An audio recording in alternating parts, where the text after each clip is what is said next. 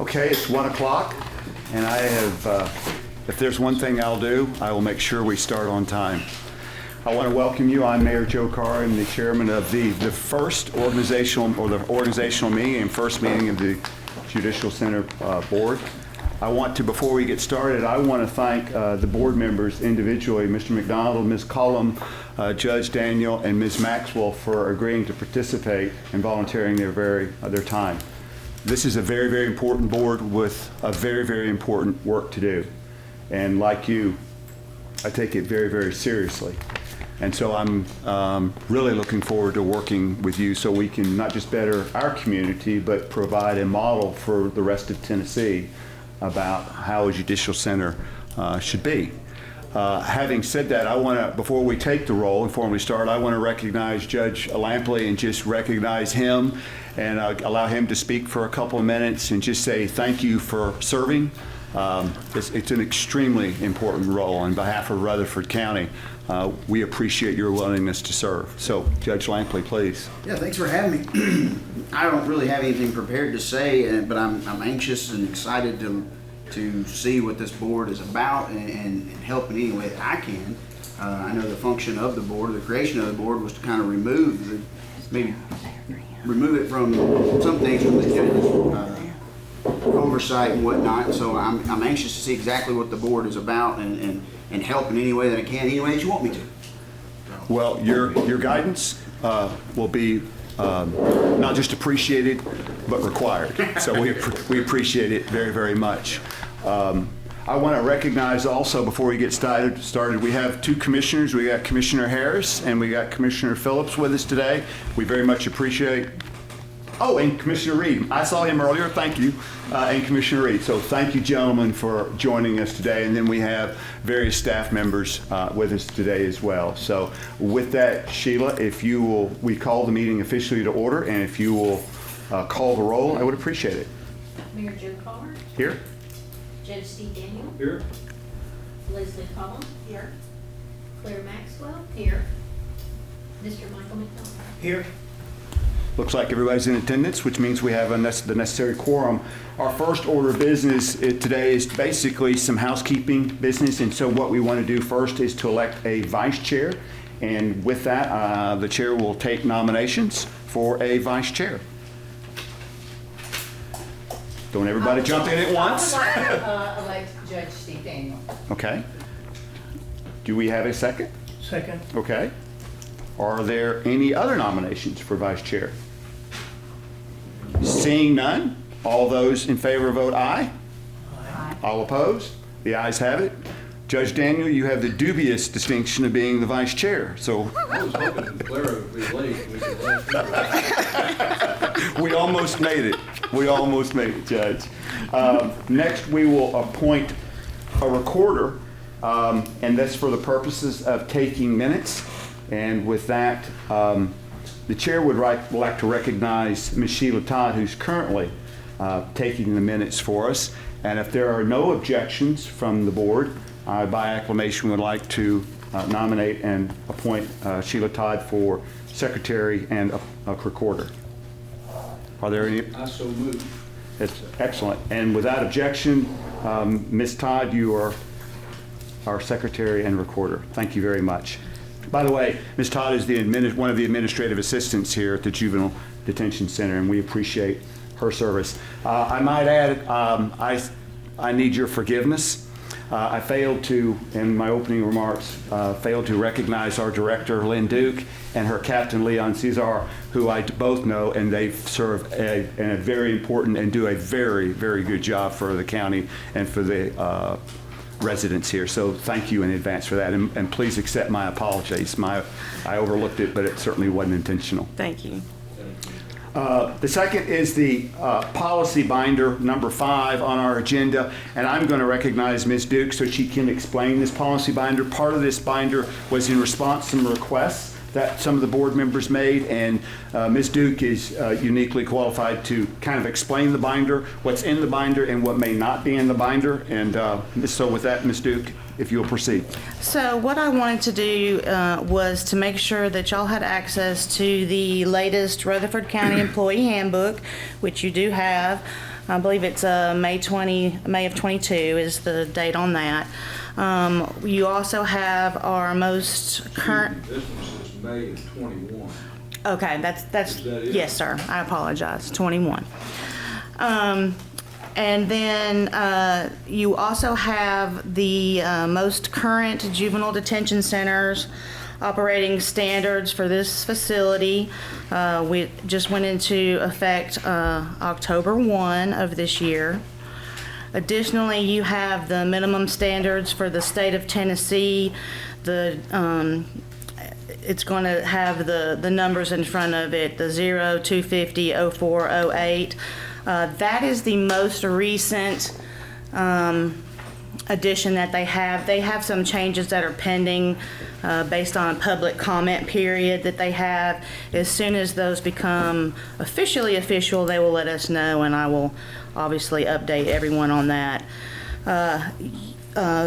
Believe that I was also asked to provide the state of Tennessee licensing reports.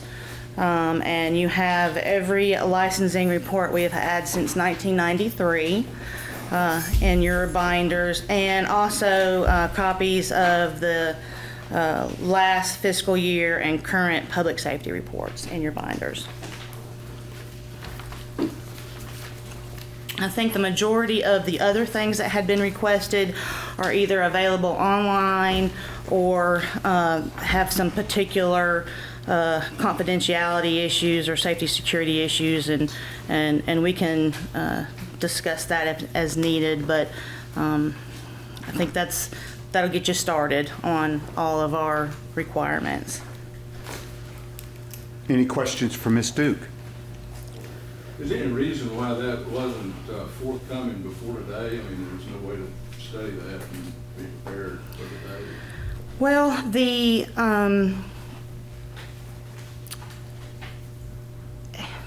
the Rutherford County the JDC SOP that just came out, I was finishing that up and I was making copies for everyone. The minimum standards are available online, and as well as the Rutherford County handbook. The licensing reports, I had to go into our archive system and get those pulled for you. And the public safety reports are also available online. So we got all of the binders together as best we could with the time that we had.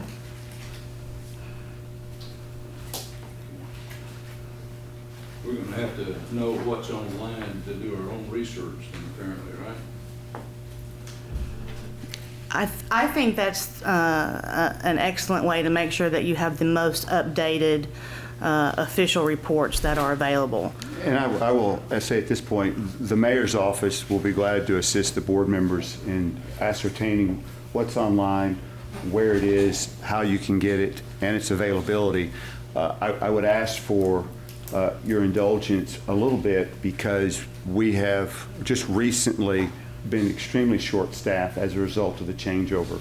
So we just hired the purchasing manager for the mayor's office last week, and then the chief of staff / deputy to the mayor position, while filled, has yet to go through confirmation and hasn't started yet. So with a new mayor, we have literally one person in the mayor's office who knows their way around enough to help us. And to be quite honest, Judge, we have been inundated with other types of requests. So in no way or in manner is the mayor's office in any way saying you're not do those materials, or we can't help you find those materials.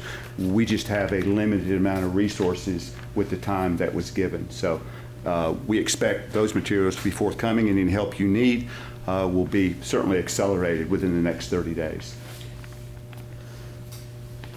I have one question, and Mayor, I appreciate your comments regarding, our request, and I do believe as members of this board that we will respect that. My concern at this point is related to, this was adopted October 2022.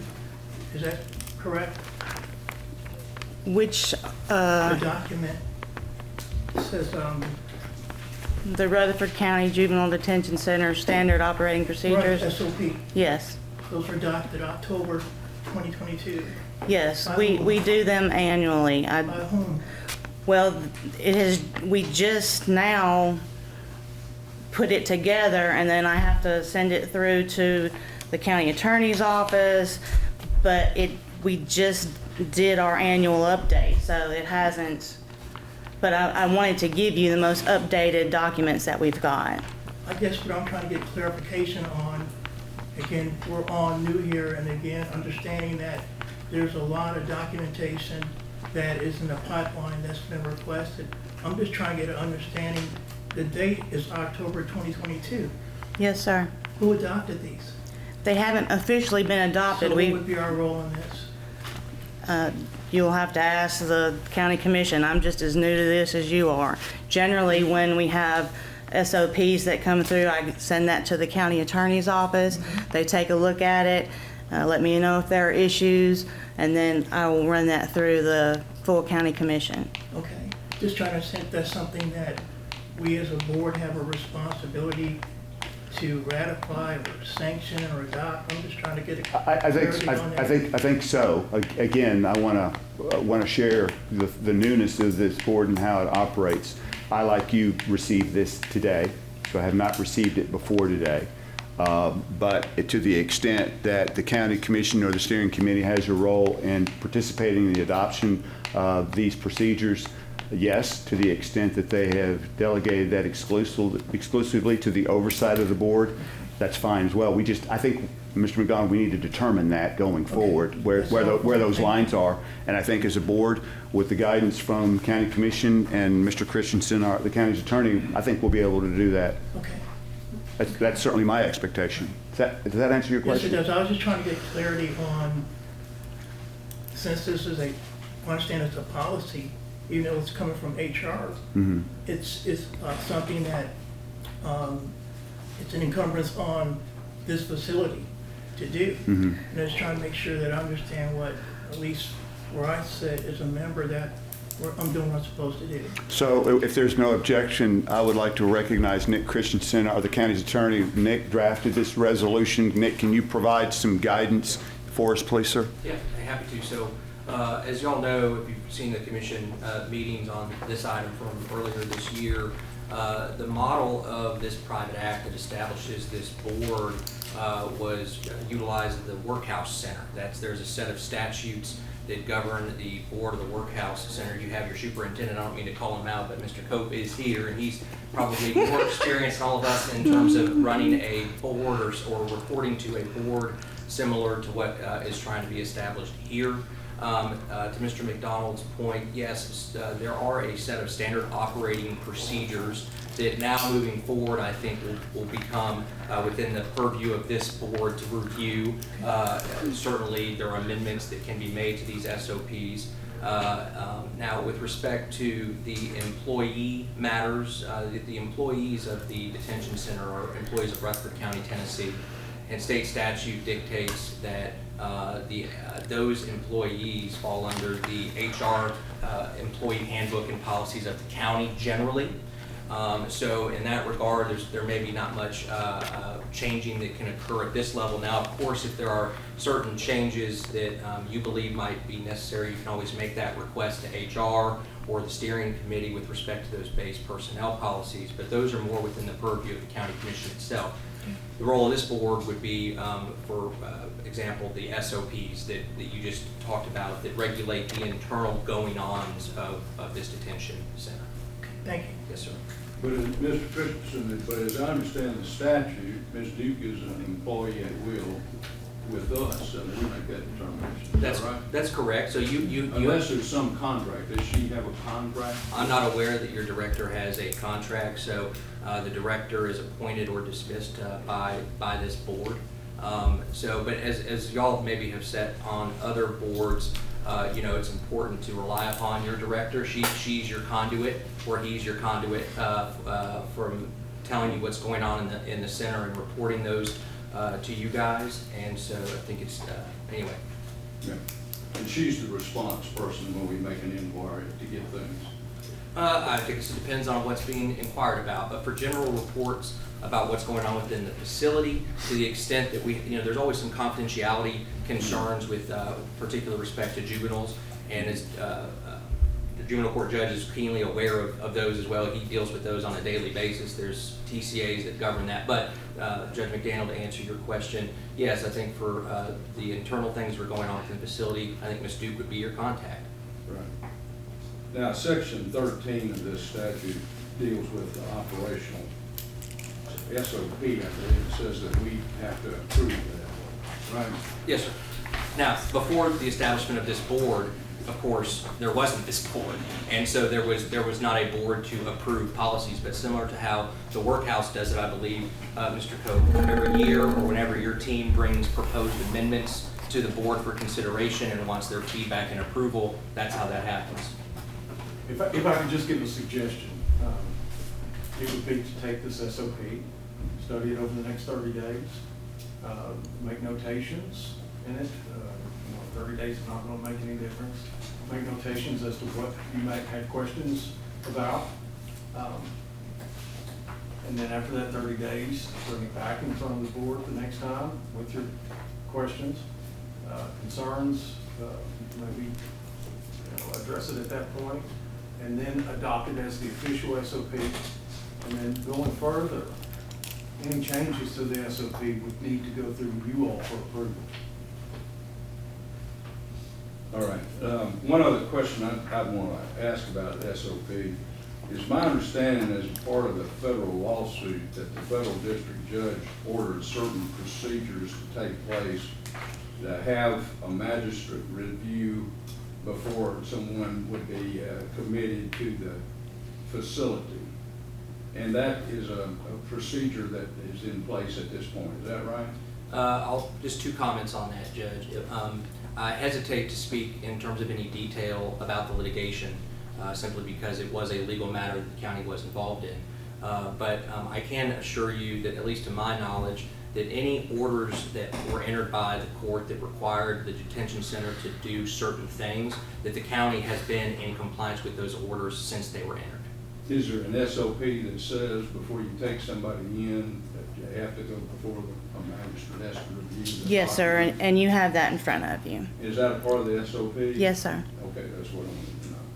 As a part of the decision in the federal court, were there any other written complaints about the detention center that we should be knowledgeable of? Is there an order or some kind of document that you're in possession of dealing with what happened here that we need to be interested in correcting?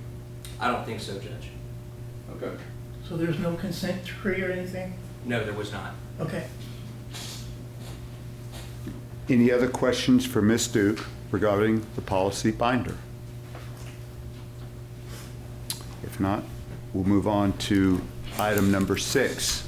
And with this, I'm going to get Nick Christensen again to speak, our attorney, on the different confidentialities that are necessary. Yeah, I just touched on this a little bit, so Yeah. I won't belabor the point too, but as the commissioners are probably already aware, we are dealing with juveniles here, so there's very sensitive subject matter. And, to my knowledge, there's no county in Tennessee that has a board like this. So you guys are treading new ground, and I think everybody is, candidly, that's a part of this board. So I guess I just wanted to relate to you all that we need to be very cognizant and careful with that in our background, with there being juveniles involved, because there's certain information that simply just should not be discussed in a public setting. But if you all as commissioners of this board have any particular questions, I think you can route those to Ms. Duke and call her and see if you need any particular information. That'd probably be the best way to do it. Is the number, this number, 898-7954? I believe if you'll open up your binder on the front page, I have made sure to give everyone my business card as well as Captain Caesar's business card. Okay, good. Any additional questions about confidentiality? Great. I think I see Sonia raising her finger. That's Sonia Stevenson, Human Resources Director for Rutherford County. Good morning. There were a couple of questions from a confidentiality standpoint that may have been requested. like the group, there's some things that we can't provide due to the safety and security. Part of our COOP plan, which is our continuity of operations plan, we cannot provide blueprints of any of our secure facilities. And so that is one item that we cannot provide to you due to the nature under our COOP plan. Some other things are that she has already mentioned, like the juveniles, those cannot be provided as well. So I just wanted to make sure that we touched on that because that was an item that you had requested, and I wanted to explain why that was recommended. If I could also add, the COOP plan is included in the SOP,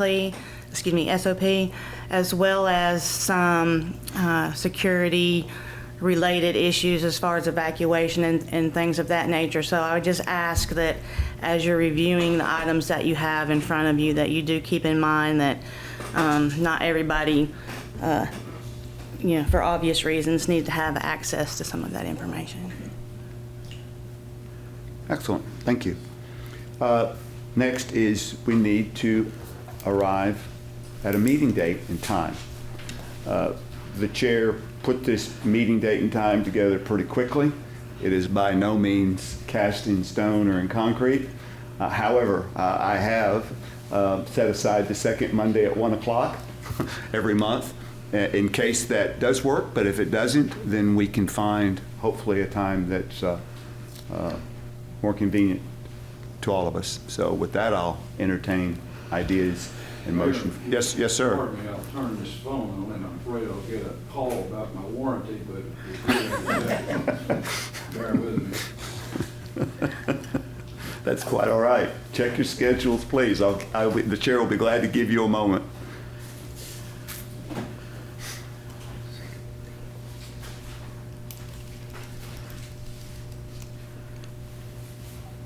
That won't be available next month.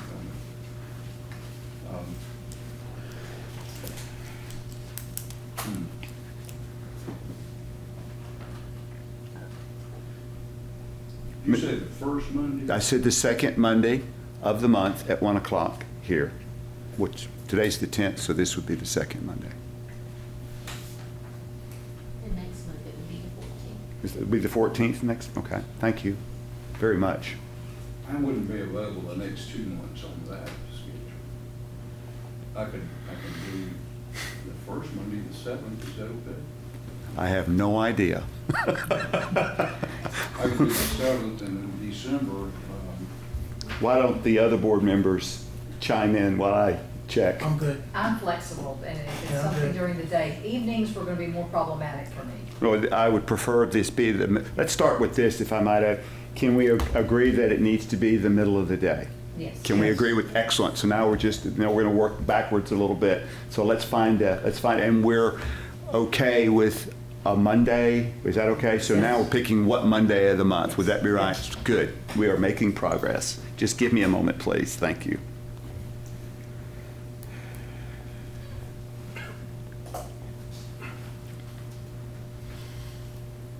I could probably get it worked out of the schedule after the first of the year, but the next 2 months. No. We're fine, Judge. Would just bear with me if you don't mind. Well, guess what? Monday meetings, right? The chair has no objection for if it's at 1 o'clock on the first Monday of every month. The chair has no objection. Does that suit the board? Yes. I see that as a universal yes. You're gonna have to share. Fortunately, we're in the morning, right, Bill? That's Okay, right. excellent. Item number 8, meeting procedures. Ms. Duke, you're recognized. So, just sort of based on how the Correctional Work Center does theirs, I was trying to think about some things that you obviously might want to discuss, and of course it's up for discussion. But I think in future meetings, if there are specific questions or requests, if you could email or contact me with those in advance of the meeting, then I can be sure to have what you are specifically asking for available at the time of the meeting. Thinking that potentially you would want to know about open positions, major building issues, budget and finance issues, and any changes to standards, licensing, and then, of course, discussion of our SOP. By the way, when is it that you have to start the budget process? We usually get that information December or January. That's what I thought, it's pretty quick. Yes, sir. The mayor's office meets with the various departments in January and February in anticipation for working with the budget committee and the full commission, those kind of things, hopefully well in advance of June. So that's going to be something on the plate pretty quickly. Yes, sir. Most certainly. Any additional questions for Ms. Duke? Yes, if we want something placed on the agenda, should we contact you or Ms. Duke? I would contact Ms. Duke, or I would suggest inform Ms. Duke and then just copy the chair, if that's, as a courtesy, if that's okay. Are you all right? Is that okay, Lynn? Yes, absolutely. Perfect. Thank you. I meant to address that earlier, Ms. Cullum. Thank you very much. So I'm going to go out of order. The next item is facility tour, but we're going to move other business up to do facility tour last. Is there any other business before that needs to be brought up for the committee? Yeah, I would like to know what is, other than televising this, what's the public access for this board meeting? The public has unfettered access, so if we find that the public, that this room is insufficient. It would be important if they have. Oh, absolutely. And as a matter of fact, I want to compliment our IT director, Cody York.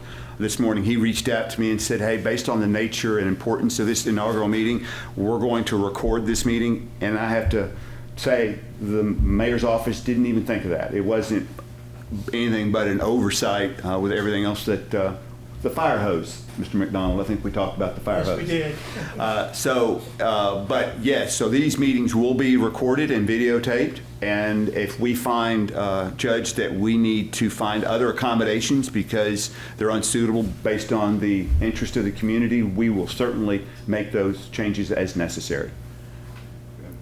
Okay? The statute actually provides that the meetings will be here. I understand, which creates somewhat of a conundrum. That's true. But we will endeavor to persevere.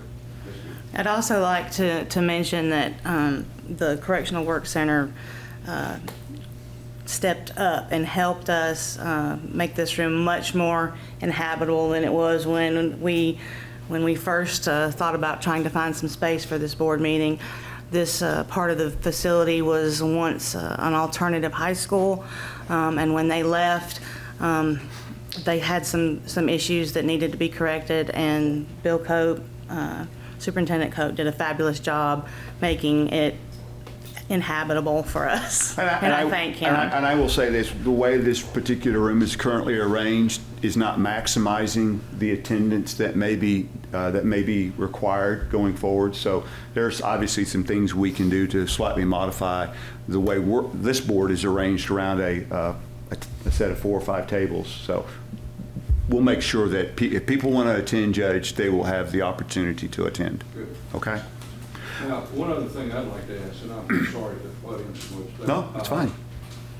The programs that the young people are participating in, are they a part of this SOP, or will you explain those that you have, or what's the process?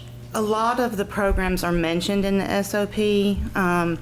The programming that we do in addition to education and supplemental education are largely volunteer-based, and so depending upon which volunteer agency we're working with or who has availability depends on who we have on the schedule for the month.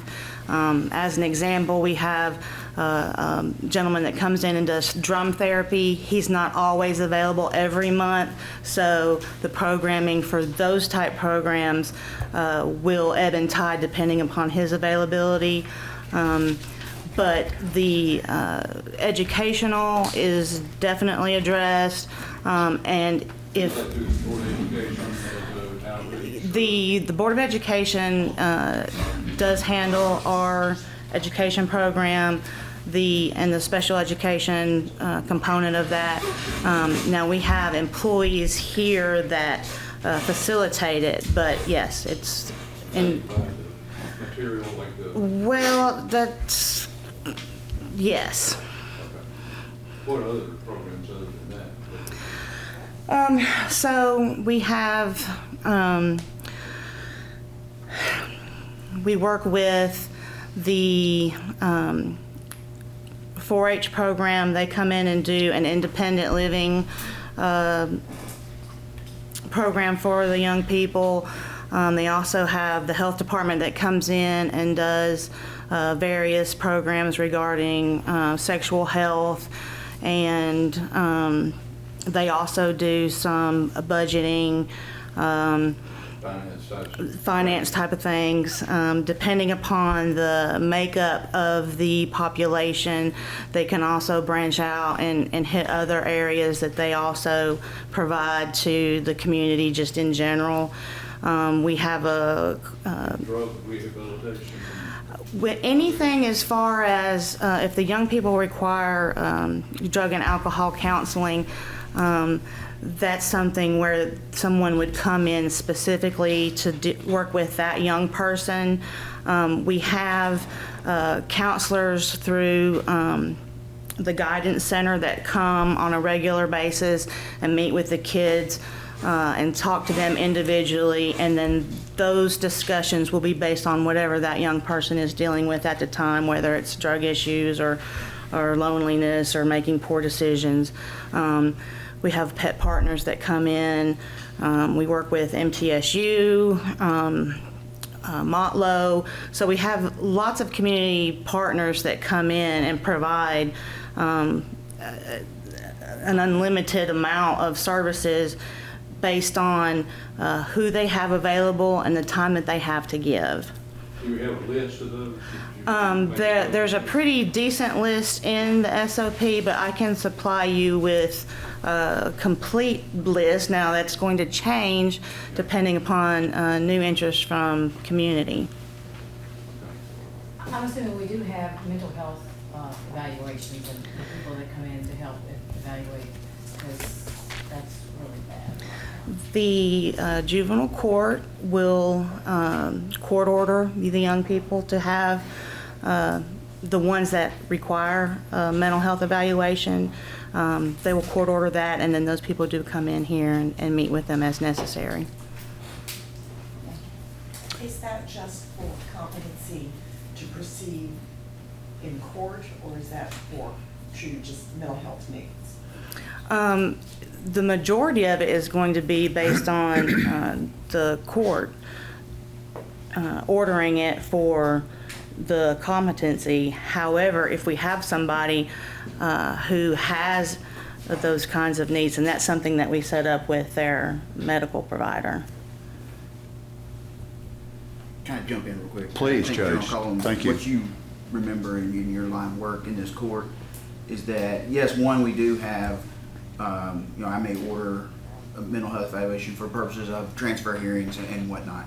But also on our plea dockets, our Tuesday dockets, but those children are no longer, or not, have not been, will not be, never have been in the detention center, but as part of, and a condition of their probation, whether county or state, we do have a mental health evaluation, follow recommendations.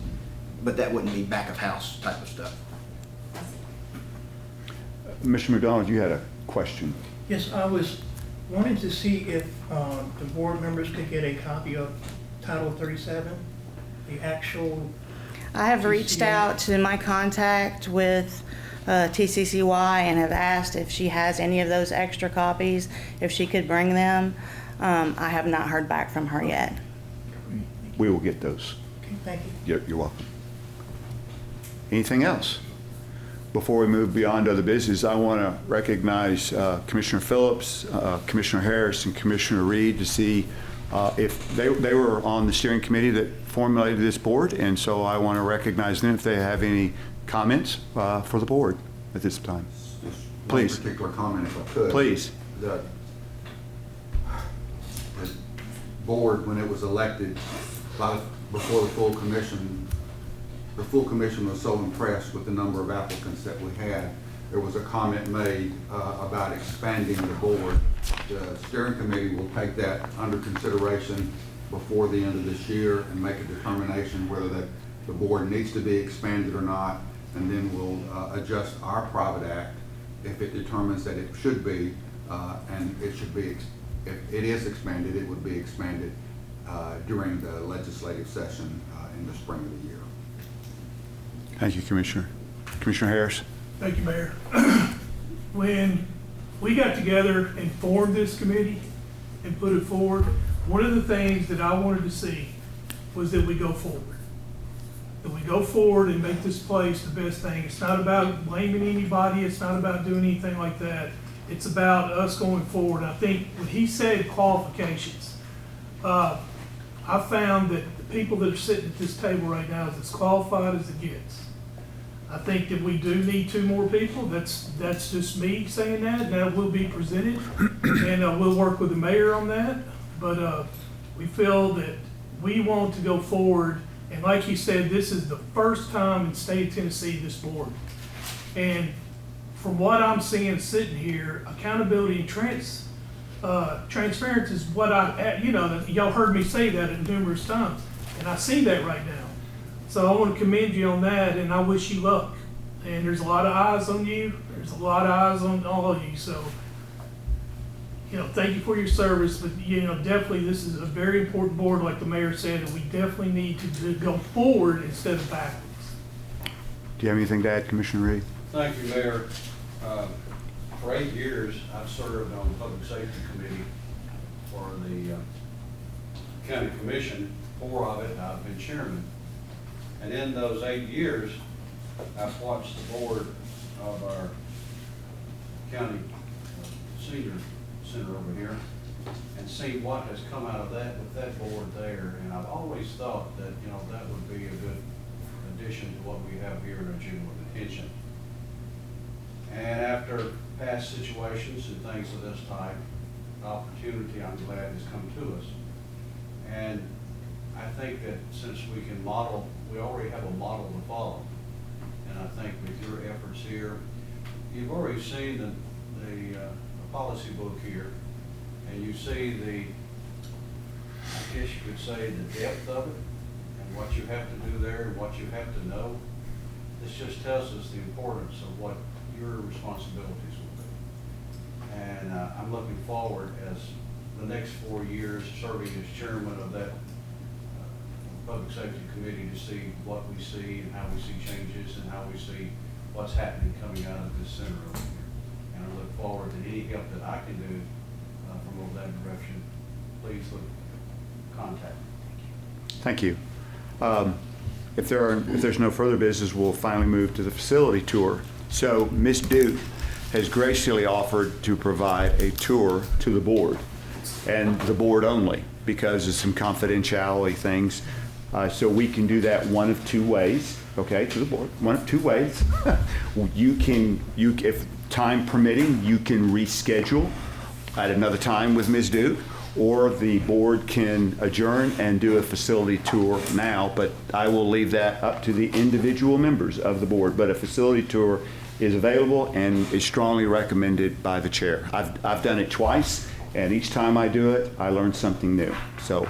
Well, between meetings, we may want to come out here and look around anyway. I think that would be most appropriate. Okay. Want to make sure that's appropriate. Absolutely. I would encourage you to schedule a time with Ms. Duke, and of course, the chair does not need to be informed of that. You can do that at a time of your convenience. So if there are no objection, this meeting stands adjourned. Thank you. Thank you very much.